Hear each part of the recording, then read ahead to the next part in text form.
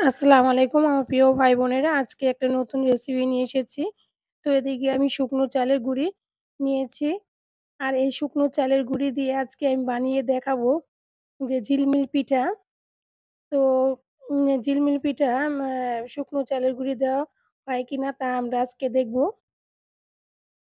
তো এদিকে আমি ১ বাটি শুকনো চালের গুঁড়ি নিয়েছি। এই শুকনো চালের গুঁড়ির মধ্যে এখন আমি লবণ দিয়ে দিব। আমি স্বাদ মতো লবণটা দিয়ে দিব। আর লবণগুলো ভালো মতন আমি মিশিয়ে নেব। আর আমি এদিকে একদম ফুটন্ত গরম পানিটা ইউজ করব। আপনারা চাইলে হালকা কুসুম গরম পানিটাও দিতে পারবেন। আমি একদম ফুটন্ত গরম পানিটা দিয়েছি। কারণ এটা একদম শুকনো চালের গুঁড়ি। এমনি দানা, দানা একটা ভাব আছে। এর জন্য যাতে একদম সিদ্ধ হয়ে যায়। আর এটা আমি একদম মাখলে যাতে একদম সফট হয়ে যায়, এ কারণে আমি একদম ফুটন্ত গরম পানিটা দিয়েছি। আর এই কারণে আমি চামচ দিয়েও নেড়ে নিচ্ছি, হাত দেওয়া যাবে না। হাত দিলে হাতে অনেকটাই গরম এর জন্য। তো এটি আমি ভালো মতন মিশিয়ে তারপর আমি রেস্টে রেখে দিব। তো আমি এটা করলাম প্রায় ১৫ মিনিটের মতন আমি রেস্টে রেখে দিব। আমি এটা ভালো মতন মিশিয়ে নিচ্ছি। আর এটা ভালো মতন মিশিয়ে তারপর রেস্টে রেখে দিলে এটা একদম নরম হয়ে যাবে আর সফট হয়ে যাবে। তো আমি এটা ঢেকে রেখে দিব। তো ১৫ মিনিট পরে আমি এসেছি। দেখুন একদম ফুলে গেছে। আর এটা করলাম যেহেতু গরম পানি দিয়েছি এজন্য একবারে ফুলে গেছে। এটা একদম ফুলে গেছে। এখন আমি ভালো মতো হাত দিয়ে এটা ফেটে নিবো। আর এটা অনেকটাই গরম। এর জন্য মানে ঠান্ডা পানি দিয়ে একটু ভালো মতন আমি ফেটে নিচ্ছি। তো এটা প্রচুর গরম ছিল। হাত দেওয়া করা যাচ্ছে না। তাই আমি এটা দিয়ে আমি ভালো মতন এটা ফেটে নিবো। তো এটা ভালো মতন ফেটে পরে হাত দিয়ে আবার মেখে নিবো। আর এটা যত সফট হবে পিঠাটা করলাম ততই সুন্দর হবে। আর এই কাজটা করলাম অনেক ধৈর্য করে তারপর করতে হবে। ধৈর্যের সাথে এই কাজটা করতে হবে। আর এই পর্যন্ত যদি আমার ভিডিওটা কেউ ভালো লেগে থাকে তো প্লিজ একটা লাইক দিয়ে দিবেন। আর যারা এখন আমার চ্যানেলে সাবস্ক্রাইব করেননি, চাইলেই একটা সাবস্ক্রাইব করে দিয়ে আমার সঙ্গে থেকে যেতে পারেন। আর এটি কেমন হয়েছে কমেন্টে জানাবেন। এই তো আমি এটা করে এখন ভালো মতন মেখে নিচ্ছি। যাতে একদম আঠালো হয়ে যায়। আর একটা সুন্দর ডো তৈরি হয়। তো দেখুন আমি করলাম ভালো অনেকক্ষণ এটা ধরে ফেটছি। আর হাত দিয়েও মেখে নিচ্ছি। আর এই কাজটা অনেক ধৈর্যের সাথে করলাম করতে হবে।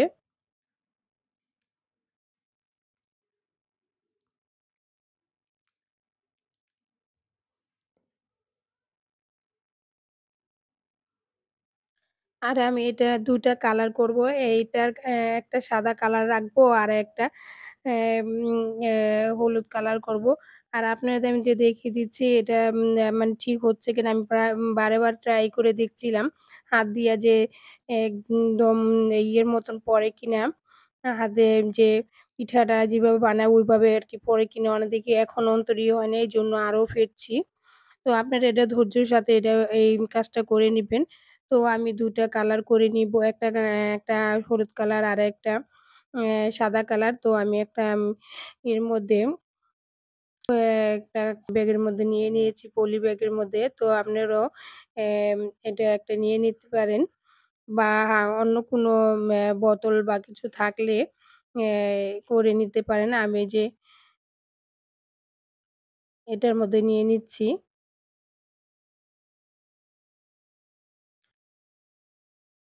আমি এটার মধ্যে ভরে তারপরে আমি এটা একটু অ্যা সামান্য একটু কেটে দিব।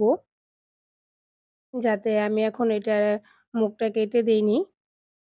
তো এটা ভালো মতন আমি এটা ঢেলে নিচ্ছি। অল্প পরিমাণ ঢেলে নিয়েছি। নিয়ে তারপরে আমি এটা মুখটা একটা আটকিয়ে দিব রাবার দিয়ে।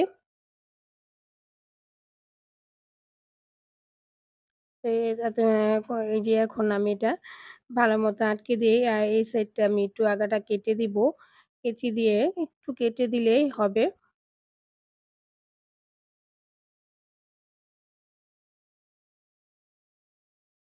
তো এই তো আমি কেটে দিয়ে বানিয়ে নিচ্ছি।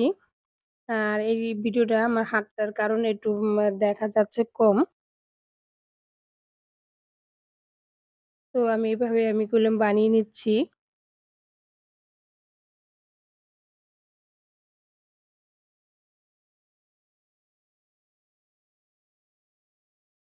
তো আপনারা চাইলে এভাবে না করে আবার পানির বোতল দিয়েও বোতলের মধ্যে মুটকার মধ্যে একটা ছিদ্র করেও এটা করা যায়।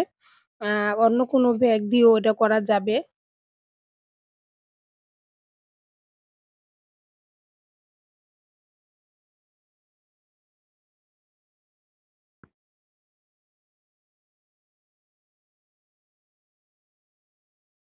তো আমি এ একটা করে আপনাদের ভাঁজ করে দেখিয়ে দিচ্ছি যে কেমন হয়েছে।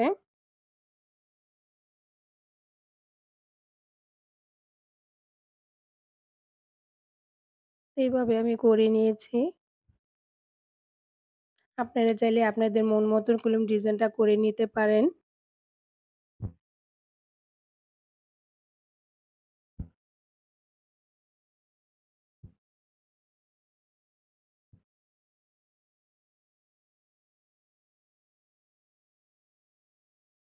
এমন করে আমি আরো কয়েকটা ভেজে দেখিয়ে দিব আপনাদেরকে।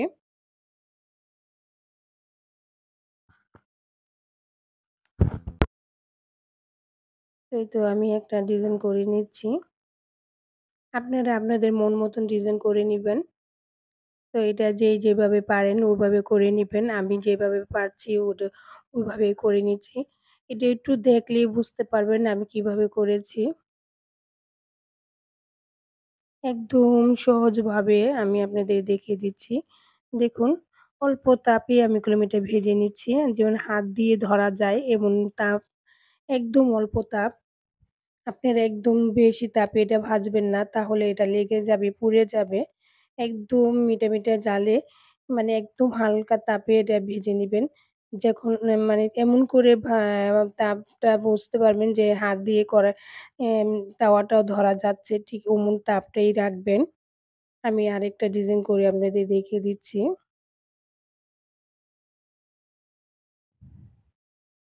এটা সবচেয়ে ভালো হয় থালের মধ্যে নিয়ে এই ডিজাইনটা করা। কিন্তু আপনাদের দেখার সুবিধার কারণে আমি এটা তাওয়ার মধ্যে নিয়ে করে দিয়ে দেখিয়ে দিচ্ছি।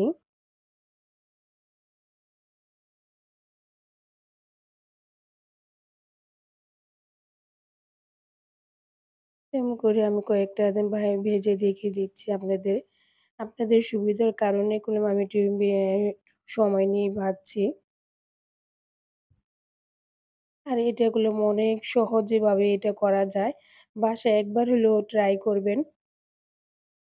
আর এটা এতই সহজভাবে যে করা যায় যে কেউ এটা বানিয়ে বাসায় খেতে পারবেন।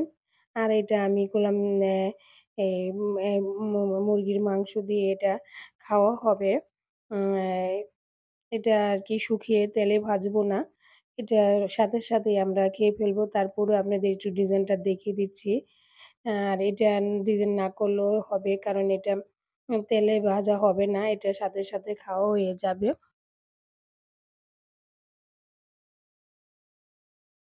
তারপরেও আপনাদের সুবিধার জন্য আমি এটা একটা ডিজাইন করে আপনাদের দেখিয়ে দিচ্ছি। একটু সুন্দর দেখার জন্য আরকি।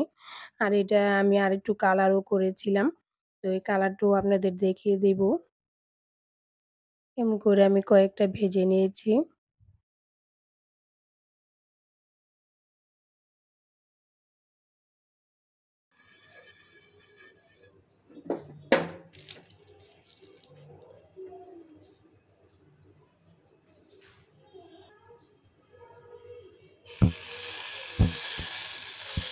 তো আমি আরেকটা কালার আপনাদের দেখিয়ে দিচ্ছি যে কালারটা করেছি। তো এটা আমি আপনাদের একদম সুবিধার জন্য আমি একটু ক্যামেরাটা ঘুরিয়ে নিয়েছিলাম। তো ক্যামেরাটা সুবিধার কারণে দেখা যাচ্ছিল না, আমি বুঝতে পারি নাই। তো পরে যখন বুঝতে পেরেছি তখন ক্যামেরাটা একটু ঘুরিয়ে নিয়েছি।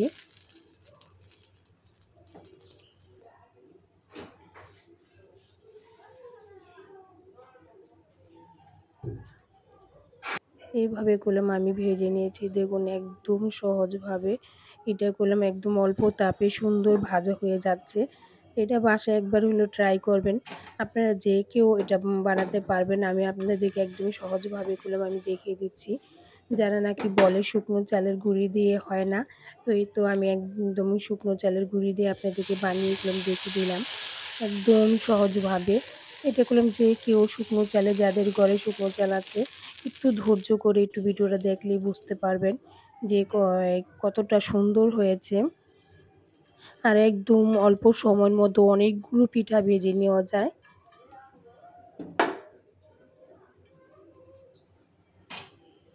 এমন করে আমি সবগুলি পিঠা ভেজে নিয়েছি। দেখুন কতটা সুন্দর হয়েছে, মাশাআল্লাহ অনেকটাই সুন্দর হয়েছে।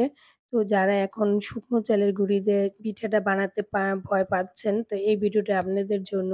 একবার হলেও বাসায় ট্রাই করবেন। না হলে কমেন্টে জানাবেন কেমন করে হয়েছে। আমি আপনাদেরকে সহজভাবে বলে দেব। আর এই ভিডিওটা দেখবেন বারে, বারে, তাহলে বুঝতে পারবেন আমি কিভাবে এই ভিডিওটার মধ্যে শুকনো চালের গুঁড়ি দিয়ে বানিয়ে নিয়েছি। তো এটা অনেক মানুষে আতপ চাল দিয়ে বা ভালো মতো ভিজা চাল দিয়ে করে।